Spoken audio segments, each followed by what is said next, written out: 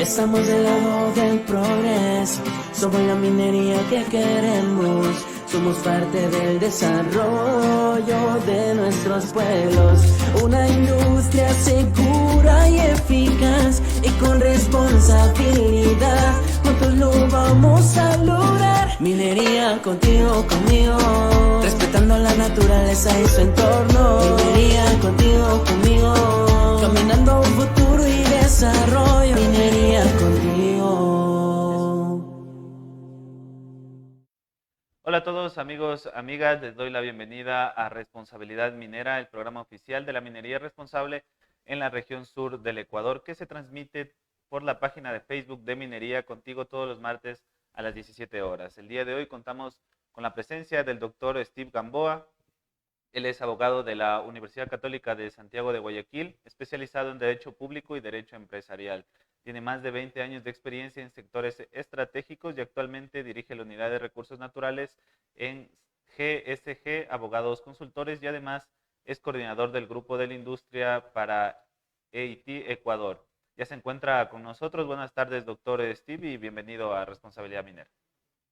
Hola, ¿qué tal? Qué gusto saludarte, qué gusto saludarlos a todos los que nos acompañan y como siempre, pues agradecido por esta invitación y muy contento de que haya este tipo de iniciativas que promueven el conocimiento en un sector que puede ser tan importante y que ya hoy tiene tanto impacto favorable en la economía nacional.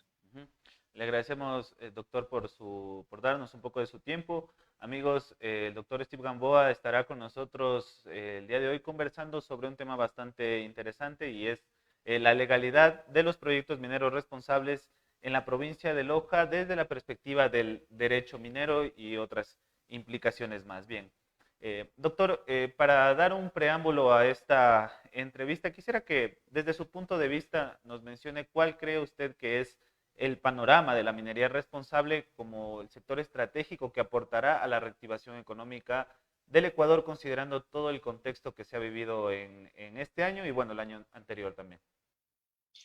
Ok, bueno, yo aquí he venido ya en algunos espacios haciendo quizás algunas puntualizaciones que son importantes y que me gustaría compartir con quienes nos acompañan hoy. Sin duda la actividad minera es probablemente, sin duda es la oportunidad más cercana a generar una industria que provea mano de obra calificada, que genere un nuevo equilibrio en la balanza de pagos y mejore nuestras exportaciones, una fuente innegable de recaudación tributaria y una oportunidad en general también para las comunidades, para poder generar encadenamientos productivos en los territorios. Pero hay que entender en la minería de manera completa. Hay que hacer siempre un análisis integral cuando se habla de minería. Y desafortunadamente, y lo estoy viendo de manera muy recurrente, desde el gobierno y desde las autoridades de gobierno, en algunos casos, se manejan algunas cifras que suenan muy grandes y yo creería no son cumplibles. hay que siempre aterrizar y entender que la actividad minera es una actividad de largo aliento. Así como una administración, un gobierno que no sea pues, favorable al sector minero, no acaba al sector minero, pues un gobierno que sea, por el contrario, que esté a favor de la actividad minera y que quiere impulsarla, tampoco puede acelerarla demasiado, porque los procesos mineros tienen su tiempo. La exploración minera toma su tiempo, la valoración minera toma su tiempo, la confianza de los mercados en el Ecuador toma su tiempo, y entonces los pasos positivos que tome el gobierno actual no se van a realizar durante 4 años de gobierno. Los pasos positivos que tome el gobierno actual los vamos a ver en 8, 10, 20 años. Una reflexión. Las decisiones acertadas, perdón, las decisiones erradas que se tomaron en el 2007 y 2008 con relación a la actividad minera, como por ejemplo fue la Asamblea Constituyente y el mandato minero, tuvieron un efecto negativo en el sector que todavía hoy vivimos, con el que hoy todavía tenemos que ir hacia el exterior a explicar por qué en algún momento el Ecuador cometió el error de extinguir derechos mineros sin dar la oportunidad de defenderse a las empresas que eran titulares, que algunos merecían ser extinguidos, sin duda, y fue positivo por ese lado, pero por el otro lado era imperativo que cada titular minero tenga derecho a la seguridad jurídica y a poder exigir su derecho. Eso no se permitió. Esa mala decisión todavía hoy nos pasa factura. Pero en cambio, las acertadas decisiones que se tuvieron durante el 2013, durante el 2014, durante el 2015, permitieron varias cosas. Uno, destrabar la salida de Kinross y la llegada de Lundin y tener hoy una mina como Fruta del Norte funcionando. Destrabar la llegada de inversión y regalías anticipadas de la empresa china que es Ecuacorriente y que hoy maneja pues, la mina Mirador, y también permitió la subasta de áreas mineras y la llegada de empresas de enorme renombre mundial. Hoy en Ecuador está Fortescue, está Hancock, está Newcrest, está Newmont, está Anglo, está BHP, están grandes empresas del mundo que vinieron. Entonces, así como las buenas decisiones las estamos viendo hoy capitalizar, Fruta del Norte inauguró el año anterior realmente su producción, es decir, lo que se hizo bien en 2013 se capitalizó en 2020. Así es como se tiene que entender la industria. Entonces, claro, que el sector minero es una oportunidad para el desarrollo, por supuesto que lo es.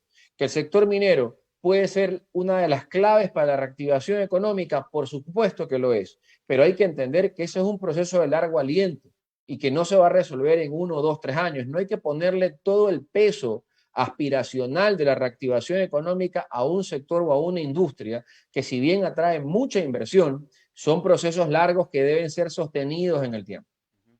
Bien, doctor, bueno, es bastante interesante la reflexión que usted realiza porque, bueno, hay muchas personas que no entienden bastante sobre este tema. Hay muchas personas que se oponen incluso a esta actividad. Hay bastantes conflictos que se están creando en algunas zonas de influencia. En base a esto, muchas personas mencionan la ilegalidad de algunas concesiones mineras o la ilegalidad del otorgamiento de estas concesiones por parte del Estado. Lo mencionan de una manera más que todo subjetiva, quizás no es la realidad. ¿Usted nos podría explicar un poco cuál es el proceso que se debe seguir para que el Estado pueda otorgar una concesión y que ésta sea hecha como lo ampara la ley? Encantado. Mira, primero hay que entender qué es una concesión minera y aquí hay que hacer una diferencia porque cada país tiene el mismo nombre, pero tiene condiciones diferentes.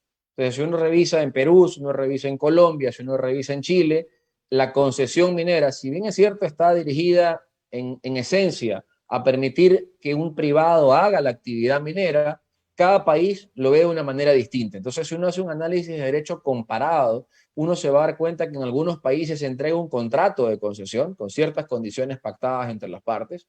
En otros países esa concesión se otorga a la iniciativa privada y solo se puede hacer a través de la iniciativa privada. Por ejemplo, el caso del contrato es Colombia, en el caso de Perú, la iniciativa privada es la única que puede hacerlo, no puede el Estado hacerlo directamente por su cuenta, la administración del recurso y la explotación del recurso.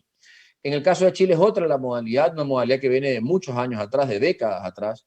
En el caso de Ecuador, la concesión minera es una delegación, porque así lo dice la ley y la Constitución. Entonces, el Estado central le delega a un privado, a un tercero, que cumpla las actividades, las actividades que la ley considera propias de la minería. Entonces ahí tenemos la exploración, la explotación, el beneficio, la fundición, la refinación, la comercialización, el transporte, el cierre de las minas. Entonces, todas estas actividades se permiten en el Ecuador a quien tenga una concesión minera, y eso es lo que en la doctrina se llama un título universal. No hay que ir a pedir permiso en cada paso de la actividad, el título nos faculta a hacer todos.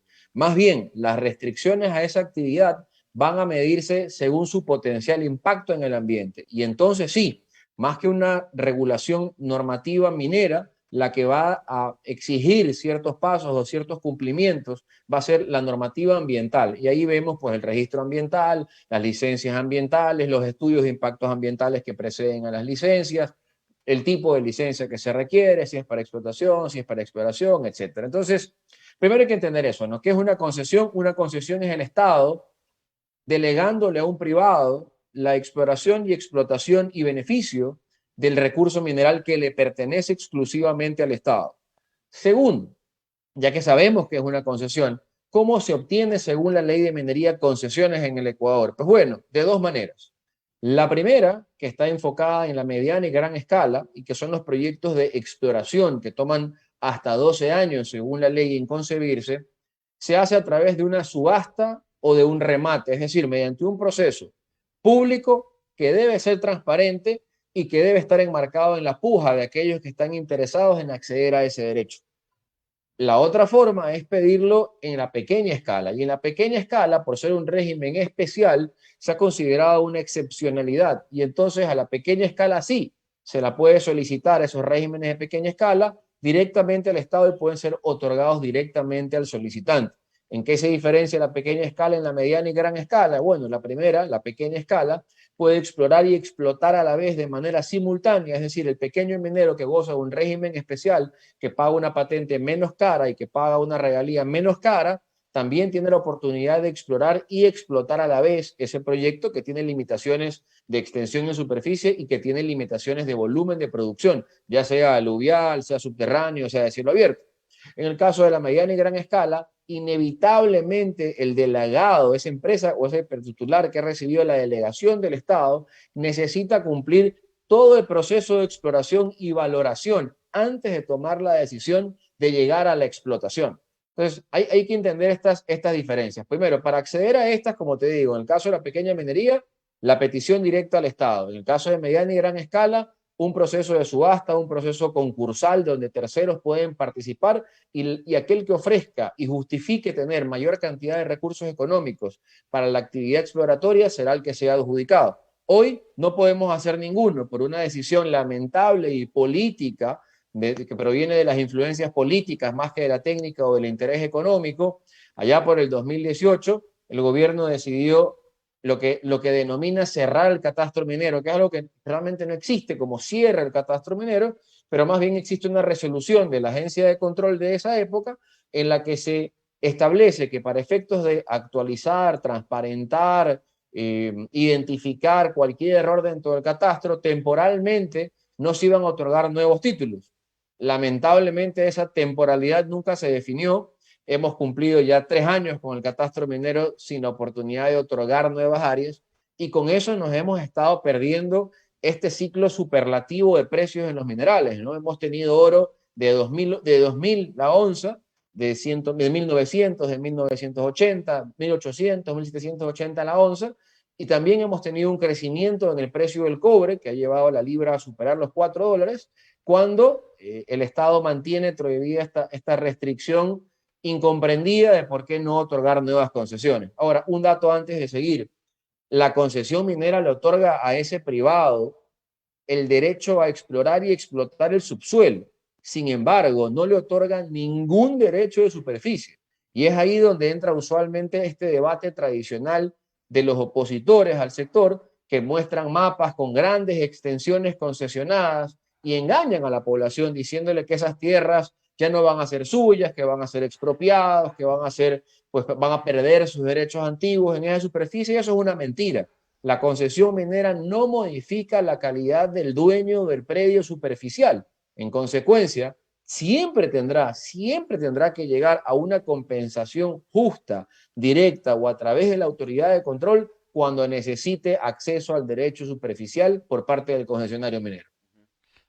Bien, en cuanto a lo que nos mencionaba también sobre la diferenciación entre, bueno, una concesión de pequeña minería y de minería a gran escala. Quizás, en base a su experiencia, nos podría mencionar si es que de alguna manera esto puede tratárselo de una manera un poco más política, por así decirlo, por un conflicto que existe de intereses, porque hay mucha gente que se opone a la minería a gran escala, pero por esas facilidades, entre comillas, que se da para un permiso de una pequeña minería, puede llegar a la gente a oponerse, bueno, a la minería a gran escala, pero tratar de hacer pequeña minería que en algunos de los casos puede hasta incluso estar rozando con la minería ilegal. ¿Esto se puede dar en algunos casos?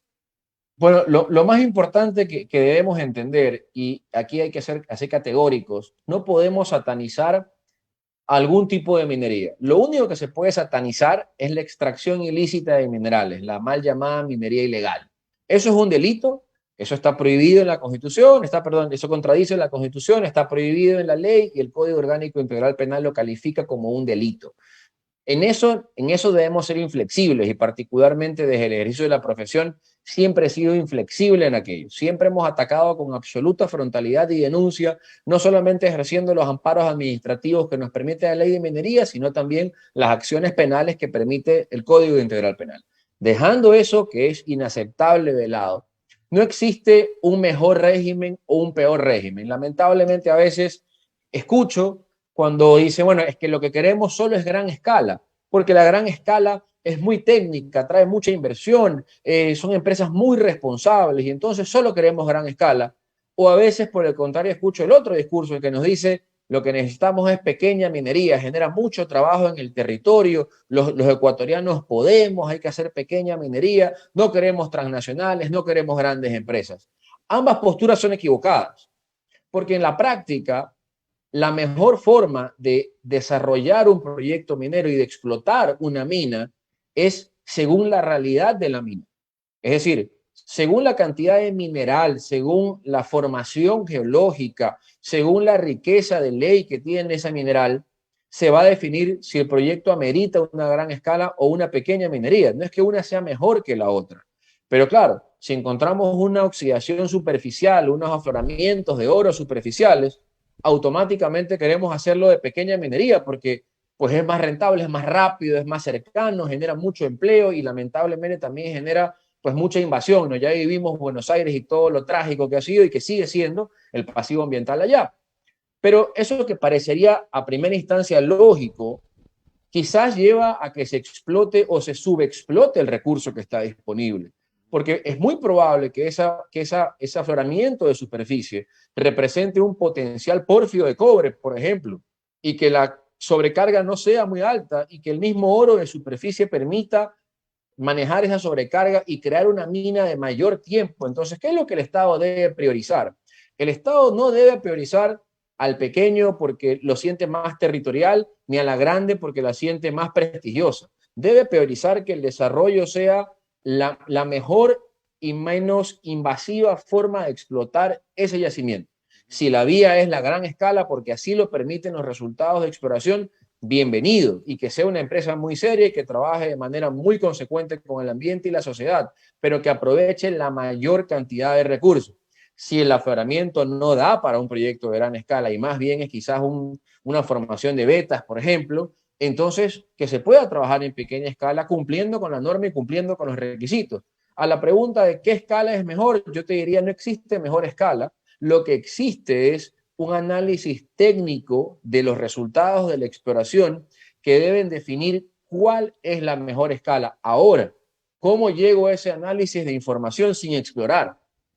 Es ahí donde las grandes extensiones que se otorgan en concesión minera representan una oportunidad tanto para la gran escala como para la pequeña escala, porque si los resultados de afloramiento, las zonas calientes que se dicen por los geólogos, encuentran resultados valiosos, pero no constantes o no en el volumen que necesitan, ahí está la oportunidad para la pequeña escala, para desarrollarle un proyecto de una menor dimensión. Pero se necesita para lograr eso en el camino que se logre explorar. Y hoy, lamentablemente, te insisto, con el catastro minero impedido de registrar nuevas concesiones, se está impidiendo que el Estado pueda explorar. Y eso es malo para el pequeño, para el mediano y para el grande, y para toda la cadena de proveedores de servicios y de tecnología que se involucran con el sector minero. Doctor, y ahora un tema también que está bastante de controversia, bueno, en general en todo el país, y bueno, y también en la provincia de Loja con los proyectos mineros legales que se están dando, porque bueno, la mayoría de ellos están en fase de exploración. El tema del agua, que hay muchas personas que se oponen a la actividad minera legal, actividad minera ilegal, bueno, según ellos se oponen a toda actividad extractiva por el tema de que se va a contaminar el agua, de que se van a destruir las fuentes hídricas. Que desde la ley, ¿cuáles serían los argumentos o quizás lo que puede llegar a proteger a estas fuentes hídricas para que usted nos mencione y de alguna manera darle ese conocimiento a las personas porque muchas de ellas están un poco desinformadas sobre este tema? Gracias. Mira, yo aquí quiero hacerte una reflexión. La ley del Ecuador, en este caso la ley de recursos hídricos y el Código Orgánico del Ambiente, no solo son nuevos, que tienen pocos años de haber sido expedidos, incluyen obligaciones y exigencias de primer mundo.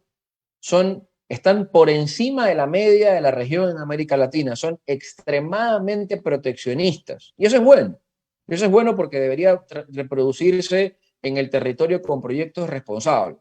No quiero entrar en el detalle del nivel de exigencia que tiene la ley para el minero. El minero en teoría debe recircular el agua, reutilizarla, reciclarla, devolverla a su afluente en igual o mejor calidad de lo que la tomó, debe preocuparse de controles de pH, debe tener relaveras que de ninguna manera filtren subterránea ni a los ríos, vertientes, fuentes de agua, no debe consumir más agua de la que necesita y esa agua va con esta priorización del consumo humano, el tema agrícola y de ahí viene el tema industrial. Es decir, la norma es muy buena. Lamentablemente, y aquí es donde a veces el sector minero también decae y a veces los abogados también caemos, no porque la norma sea buena, quiera decir que realmente está protegido el recurso hídrico. Y es ahí donde quien tiene que intervenir de manera fuerte y permanente es el Estado, porque de nada sirve la mejor ley sin una entidad de control financiada y respaldada para que pueda hacer ese control permanente, adecuado, técnico y sin sesgo que se debe hacer en el territorio. Entonces, la mejor ley no sirve si no tenemos un Ministerio de Agua, de Ambiente, Agua y Transición Ecológica con suficientes recursos, con suficiente personal técnico y con suficientes herramientas para el control. No sirve si no le damos a la Agencia de Regulación y Control del Agua suficientes recursos para actuar. No sirve si la Agencia de Control de Energía y Recursos Naturales no renovables no tiene equipo suficiente. ¿De qué sirve tener la mejor ley si en los departamentos técnicos tenemos dos técnicos que deben cubrir 3 provincias, 4 provincias? Entonces ahí, como nosotros no nos podemos cegar a la preocupación que tienen las comunidades y como las comunidades no tienen por qué creerle a la empresa minera, porque para eso está la autoridad de control que debe defender sus intereses, porque las autoridades de control pertenecen y se deben a las comunidades y no a las empresas mineras, es que hemos insistido en que ya que nuestra normativa es buena y es muy exigente y está por encima del estándar internacional, incluso en muchos casos, lo que se necesita es que el Estado fortalezca las entidades de control asignándoles recursos, tecnología y continuidad en sus autoridades para que se puedan generar esos vínculos de confianza con las comunidades que puedan percibir certeza. Porque si en la inspección de enero va un técnico y en la de marzo va otro técnico y en la de junio va otro técnico y estos técnicos van cuando pueden, sin herramientas, sin facilidades logísticas y ni siquiera son el mismo, ¿qué vínculo de confianza va a tener la comunidad? ¿Qué sensación de transparencia va a tener con esos resultados? Ninguno. Ninguno. Y sobre eso la empresa minera no tiene control, porque la empresa minera no es que le paga al funcionario del Estado. Entonces, aquí el Estado, que lamentablemente desde el periodo anterior fracasó en un modelo de querer ahorrar en cosas que no se ahorran. La industria minera generó $1.000 millones de exportación en el 2020, pagó más de $400 millones en impuestos al Estado. No puede ser Primero, que tenga su control específico, unificado entre hidrocarburos, electricidad y minería. Eso es un error y es inaceptable. El sector minero debe tener su propia agencia especializada de control como lo tuvo, con recursos suficientes para poder actuar en el territorio, para prevenir la minería ilegal y para prevenir el cumplimiento de las obligaciones de los concesionarios y titulares de derechos mineros. Segundo, el Ministerio de Ambiente también. No puede ser que existan 3, 4, 5 funcionarios dedicados a sacar los licenciamientos ambientales de todos los sectores productivos del país. Se necesitan licenciamientos y otorgamientos rápidos. Se necesita que el Estado empiece a caer en su propio silencio administrativo y si no cumple con el otorgamiento en el término que establece la ley, reconozca que hay el derecho para que el minero pueda trabajar con ese permiso que pidió y no le fue resuelto oportunamente. Y claro, al año siguiente se audita y se seguirá auditando sobre ese permiso y si hay que ajustarlo, se ajusta. Lo que no puede pasar es que el Ministerio de Ambiente por falta de recursos, no otorgue los permisos y entonces las actividades no entren a su control. Y tercero, el control del agua. Lo mismo que pasa con los anteriores debe pasar con la Agencia de Control del Agua. Los funcionarios deben ser de carrera, deben estar capacitados, deben no solamente recibir formación técnica, también deben recibir formación social, deben trabajar de la mano con las veedurías ciudadanas que buscan proteger el agua, porque las comunidades solo van a creer lo que ven. No van a creer lo que les decimos, no van a creer lo que les diga la televisión, van a creer lo que ven. Y entonces, cuando uno va al territorio y toma muestras de manera adecuada, comparte los resultados con la comunidad y lo hace de manera recurrente, se genera un vínculo de confianza donde la comunidad puede estar alerta de si existen cambios o alteraciones en la calidad del cuerpo hídrico. Hoy ni saben cómo está el cuerpo hídrico, ni confían en la autoridad que va. Y claro, ante cualquier duda, cualquier turbiedad, cualquier potencial afectación o alteración, la culpa es del minero, dejando de lado que existen un sinnúmero de actividades relacionadas que contaminan el agua, ¿no? Los camales, la misma agricultura, la ganadería y demás, ¿no? Muchísimas actividades que generan afectación y que no tienen ni el mínimo control en el uso del agua, que pueden estar modificando la calidad del recurso hídrico, pero la comunidad no lo sabe, no lo ve, porque el único nuevo, el único extranjero, foráneo en su comunidad es el minero, y entonces allá apuntan el peso.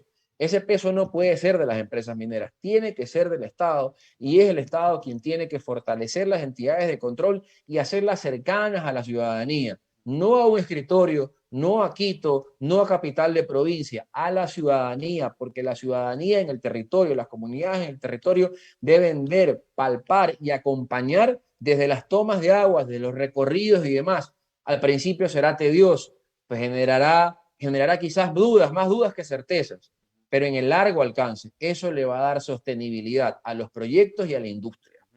Doctor, en este contexto, bueno, pasó algo, bueno, bastante curioso. Hace un par de años, recientemente se cumplieron 2 años, que en el Cantón Loja se lo declaró, bueno, se realizó una declaratoria impulsada por el Cabildo, declarando a Loja libre de minería metálica.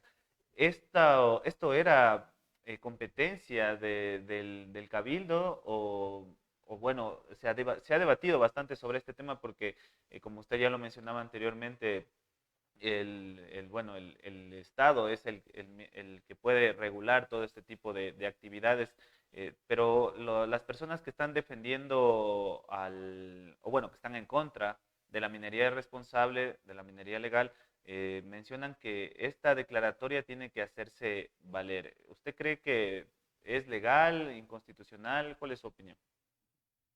Bueno, vamos en orden. Yo siempre creo que es importante escuchar el porqué de las cosas, el porqué de las cosas y entender el fondo de las cosas, más allá de discutir la legalidad o la ilegalidad, porque las discusiones de legalidad siempre caen en la antipatía de que alguien crea que tiene razón. Y entonces, claro, un gobierno local, en base al Código Orgánico Territorial, pues, de autonomía, de descentralización, pues dirá, nosotros somos los dueños del suelo y vamos a poder decidir, aquí dice que podemos. El Estado central, a su vez, desde el Ministerio y de la cartera de Estado competente, dirá, la Constitución es clara, el recurso mineral, el recurso del subsuelo es un recurso estratégico, su administración, uso, delegación, pertenece al Estado central, no pertenece a los gobiernos locales. Pero este debate siempre termina siendo antipático y genera antagonismo. Y el antagonismo es el caldo de cultivo de las iniciativas que prohíben el desarrollo, que perjudican el desarrollo y que podría pasar en muchos otros sectores. Yo soy de Guayaquil, por ejemplo, estoy en Guayaquil. Yo tengo enorme preocupación como guayaquileño con el sector camaronero. He visto de primera mano cómo gran parte del manglar del Cestero Salado se ha visto transformado en camaroneras. Eso me preocupa, por supuesto que me preocupa. Se me ocurre que la alcaldía de Guayaquil prohíba la actividad camaronera. Me parece que no lo puede hacer, que no está, digamos, en sus competencias. Peor aún si habláramos en el caso de minería de temas que son de recursos estratégicos. Pero la solución no estaría en la controversia. Y yo siempre trato de entender que la controversia no es el punto de convergencia para la solución. Por el contrario, hay que entender si el Cabildo de Loja propuso esto. ¿Existió información suficiente? ¿Los concejales entienden de minería? ¿El alcalde está haciendo campaña política o el alcalde está preocupado por el recurso hídrico? Esto refleja una preocupación de las comunidades. ¿Dónde faltó información? ¿Dónde hubo una experiencia negativa sobre el agua? ¿Dónde el Estado central ha fallado? Hay una oficina de control de agua, de monitoreo del agua, hay una junta de agua cierta, legalmente reconocida, existen muestreos de laboratorios, hay quizás un proyecto minero que está afectando un cuerpo hídrico y está creyéndose que esa mala manzana daña el cajón. Hay que ver todo eso, ¿no? No se puede decidir quizás de la frialdad desde hoy aquí con una cámara al frente, decir eso está mal, es ilegal, es inconstitucional. Hay escaños para ese análisis, probablemente una decisión de cabildo no pueda mermar, no pueda limitar la decisión del recurso estratégico del Estado central, probablemente no lo puede hacer y quizás esta decisión, más allá de ser una manifestación de un momento específico, no tenga efectos legales o deba ser demandada para que pierda cualquier efecto legal. Pero en el fondo, el tema está en informar, lo que ustedes están haciendo acá, informar, llevar a la comunidad este dato informativo, que puedan entender que existe regulación, que no están desprotegidos, que el sector minero tiene más obligaciones y más controles que cualquier otra actividad productiva, que quizás la actividad minera puede ser una oportunidad para ellos de encadenamiento productivo, porque cuando se genera un proyecto en territorio, durante su desarrollo aparecen oportunidades de trabajo, directo e indirecto, transporte, alimentación, servicios técnicos, maquinaria, ferretería, alojamiento. Quizás no están viendo esa parte, quizás lo que hubo fue desinformación, quizás lo que hubo fue confusión, quizás alguna organización con una agenda política promovió un nivel de desinformación en el territorio que generó miedo. Oye, veamos los casos de las antenas 5G, o sea, las antenas de telefonía móvil en varios países del mundo las empezaron a derrumbar, no solo en Ecuador, en varios países del mundo, porque se infundió un temor irracional sobre que ese tipo de tecnología promovía el COVID-19 y generaba a la gente. O sea, llegamos a creer que una antena produce un virus, pero en el momento de desinformación, ante la falta de transparencia, ante la falta de presencia del Estado, ante la falta de acceso a resultados, a pruebas, etcétera, de parte del Estado, es donde reina la desinformación. Entonces, más allá de desacreditar una decisión de un cabildo, yo lo que tengo que insistir es, ese cabildo, si tiene una preocupación, la debe transparentar, sacarla de la esfera política, llevarla al territorio y exigir al Estado central, que es el encargado de verificar la calidad del agua, del manejo ambiental, de la responsabilidad social, y que explique y que acompañe a los proyectos mineros. Y los proyectos mineros tendrán que hacer lo mismo, hacer su mejor esfuerzo en transparentar información. Lo que no puede pasar es que el minero se vuelva un mecenas que lleva regalos, ¿no? Entonces, claro, la comunidad ve a la empresa minera como el que da la banda de la madrina, el que paga la música, el que pone la fiesta. Esa no puede ser la actividad del sector minero. Eso sería volver una transacción lo que es un derecho, y eso está mal. Y también está mal que la comunidad pueda quizás desvincularse de esas legítimas preocupaciones a cambio de estar recibiendo regalos de una empresa o de otra empresa, cuando lo que hay que atender son esas legítimas preocupaciones, porque esas preocupaciones atienden a la continuidad. La empresa minera llega y se va, y eso es real. Y por eso somos vecinos de los proyectos mineros y debemos ser un vecino respetuoso de su opinión, de sus recursos, de su forma de vivir, y tratar de hacer la mínima intervención en los territorios y generar el mayor desarrollo sostenible en el tiempo. pero a la par hay que preocuparse también de esa gente, de aquellos que tienen legítimas preocupaciones, que no tienen una agenda política y que quieren saber si el agua les va a alcanzar, les va a durar o se va a desaparecer en el tiempo. Y eso es responsabilidad del Estado central, del mismo gobierno local y, por supuesto, una corresponsabilidad de la empresa minera. Bien, doctor, vamos a dar lectura a algunos comentarios de las personas que están conectadas en esta transmisión. Mayra Curipoma nos dice, la minería es una industria de futuro que ayudará a la economía del Ecuador. Clever Sánchez nos dice, los organismos de control deben de cuidar que las empresas mineras cumplan con los requisitos de cuidado ambiental. José Torres nos dice, se está satanizando a la industria minera, asegurando que es la única actividad que contamina el agua. Varios ríos están contaminados en lugares donde no existe la minería, pero no se reclama, solo están buscando un culpable. Dolores Albán nos dice, esta declaratoria es pura politiquería, no tiene un verdadero sustento. También hay algunas preguntas.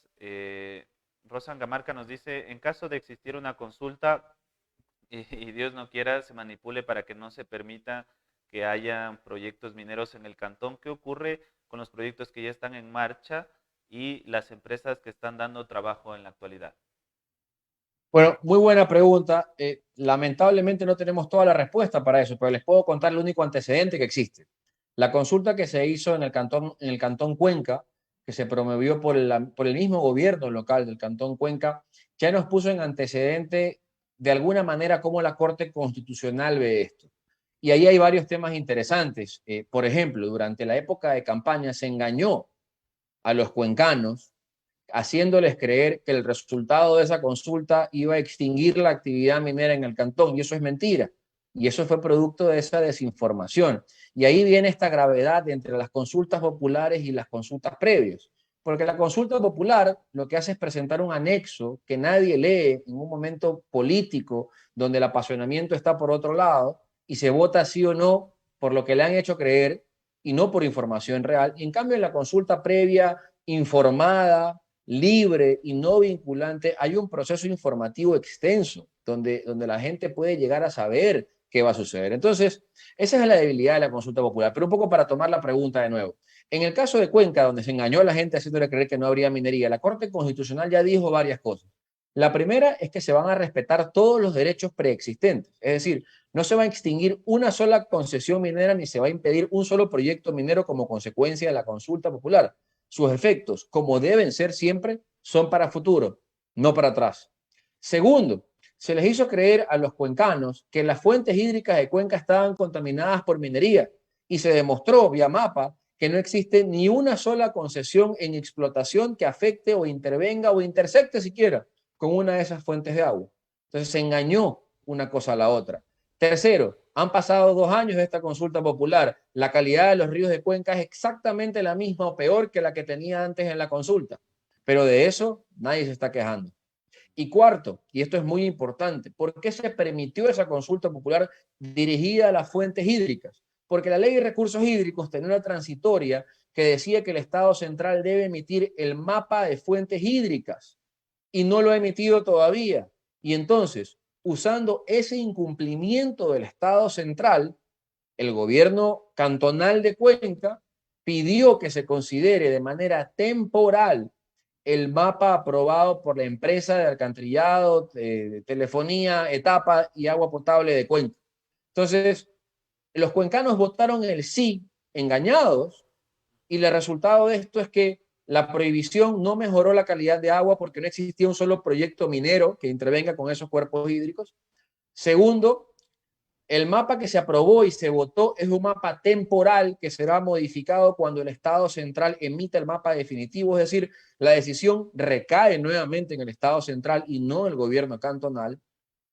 Y tercero, ningún derecho, concesión, autorización, licencia, permiso relacionado a la minería que haya sido emitido y otorgado y esté vigente a la fecha de la consulta va a ser revocado, extinguido o modificado como consecuencia de la consulta. Es decir, estas 3 cosas que quizás eran parte de la preocupación del cuencano promedio que fue a votar, fueron mentiras. Y si uno lee lo que dice la Corte Constitucional, está muy claro. Entonces, a su preocupación, no se preocupe. los derechos mineros otorgados tendrán que ser respetados en mérito de lo que la Corte Constitucional ya anticipó en la consulta de cuentas. Bien, doctor, vamos a ir finalizando la entrevista. Algunos comentarios se nos quedan pendientes. Les pido mil disculpas a las personas que no podemos leer sus comentarios. Finalmente, doctor, quisiera que nos brinde un mensaje a la ciudadanía en general para, bueno, promoviendo la información sobre este tipo de, sobre esta industria que en este momento está en auge en todo el país. La gente está hablando sobre esto y bueno, así como hay buena información, también hay mala información y bueno, nosotros también con este espacio tratamos de promover el buen uso de las redes sociales para encontrar buenos datos e información verificada. Primero que nada, permítanme felicitarlos nuevamente, se lo comenté alguna vez a Harry y al equipo cuando tuve la oportunidad de saber que eran ustedes quienes lideraban esta iniciativa. Nosotros desde el Mono Minero ya veníamos replicando lo que ustedes generaban como contenido y tengo que felicitarlos porque además han logrado lo que muchas veces la industria falla, que es traducir ese discurso técnico, difícil, denso, legalista y llevarlo a términos en que la comunidad lo puede entender y no lo rechaza. Y eso es importantísimo. Yo francamente trato en mi vida de hacer lo mismo. No se trata de bajar el nivel, como a veces dicen. No, porque si el nivel, la cabeza todos pensamos igual. Se trata de hablar en un lenguaje que entiendan, porque si aquí estuviera un médico y nos hablara, tampoco le entenderíamos muchas veces. Oye, si estuviera un ingeniero, también usaría términos propios. Entonces, llevar el lenguaje que se vuelva comprensible es vital, es valiosísimo y déjame felicitarlos por lo que están haciendo. Y segundo, a nivel de mensaje, para quienes nos ven y probablemente para quienes tengan interés en el sector minero, incluso para los que estén opuestos en el sector minero, es vital quitarse los extremos y quitarse los prejuicios de la cabeza. ¿Por qué? Porque lamentablemente, incluso quienes están en contra de la actividad minera, permiten elevar el nivel de ese fanatismo o de esa oposición a niveles en que se pierde lo legítimo. Si la preocupación es el agua, preocupemos el agua. Empecemos por saber cuál era la calidad del agua, cómo estaba, qué cantidad de puntos de descarga o de toma de agua existen.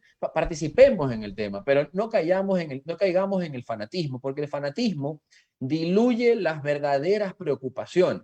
Cuando uno se opone radicalmente a algo sin tener razones, termina perdiendo el fondo de su preocupación. Si mi preocupación es el agua, esa debe ser mi preocupación. Y entonces mi preocupación, como todo, debe ser integral. No solamente debe ser prohibir una actividad que no sé si me afecta o no, o si no sé si me va a afectar.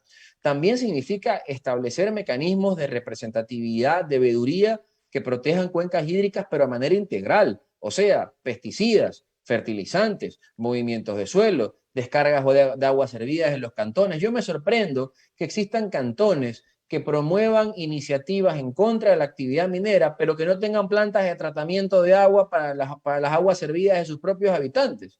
Entonces uno dice, oiga, señor, ¿en qué cabeza usted cree que una potencial actividad minera equivale o afecta menos que todas las aguas servidas de drenaje de toda una ciudad? O sea, hay que ser responsable. Entonces el discurso debe ser integral. No puede ser estoy en contra de una actividad, pero estoy de acuerdo con todas las otras que afectan más que esa misma. Involúcrense en información, acudan a fuentes de información, exijan información, no solamente a las autoridades, no solamente a las empresas, a todos los órganos, a todos los organismos, a los cargos electoralmente escogidos. O sea, acudan a asambleísta provincial, acudan a asambleístas nacionales, vayan a todos los espacios, exploten y exploren las redes sociales pidiendo información, transparentando información. En el Ecuador, por ejemplo, hoy y ya hace un año atrás se incorporó a la iniciativa EITI, que es una iniciativa de transparencia para las industrias extractivas. Yo soy parte de esa iniciativa. Estamos haciendo un esfuerzo importante para que no solo el Estado, sino que además las empresas empecemos a transparentar esa información. Y entonces necesitamos que la comunidad participe también de ese interés, que no sea un momento emocional y que se vuelva más bien una preocupación permanente. Hay que aprender a vivir como vecinos con las comunidades y las comunidades también deben aprender a transparentar su interés, no transaccional, preocupación de largo aliento, ambiente, agua, suelo, propiedad y recursos, y luchar porque esos recursos, y esto es importantísimo para los cantones, luchar porque los recursos que generan los proyectos con las minas cuando están ya en explotación, esas regalías deben ser invertidas en esos cantones, y esos cantones tienen derecho al 60% de la regalía minera para sus proyectos de primera necesidad, y no los piden, y no los gestionan. Entonces, involúcrense. Si estás interesado en hacer minería o si estás en contra de que haya minería, involúcrate de manera participativa y busca información veraz. Bien, así estamos concluyendo un programa más de responsabilidad minera, en donde contamos con la presencia del doctor Steve Gamboa. Ha sido una entrevista bastante interesante, nos quedamos cortos de tiempo lamentablemente, pero hemos tratado de varios temas referentes a los proyectos mineros responsables que se están dando en nuestro país en base al derecho minero. Muchas gracias, doctor Steve, por su gran aporte y por darnos un poco de su tiempo. Ha sido un verdadero placer conversar en esta tarde con usted y esperamos en el futuro tenerlo nuevamente en Responsabilidad Minera. Gracias a ustedes y un gusto saludarlos a todos que nos vieran. Amigos, de igual manera les invitamos a que nos sigan en nuestras redes. Recuerden que ahora nos pueden encontrar como Minería Contigo. Estamos en Facebook, Twitter, Instagram, YouTube y TikTok. Ahí está toda la información más relevante sobre la minería responsable en el Ecuador. Si quieres informarte y educarte sobre esta industria, Minería Contigo es el sitio adecuado para aquello. De igual forma, los invitamos a sintonizarnos el próximo martes a las 17 horas en otro programa más de Responsabilidad Minera. Gracias a todos por su sintonía y será hasta la próxima. Estamos del lado del progreso, somos la minería que queremos, somos parte del desarrollo de nuestros pueblos, una industria segura y eficaz y con responsabilidad, juntos lo vamos a lograr. Minería contigo, conmigo, respetando la naturaleza y su entorno. Minería contigo, conmigo.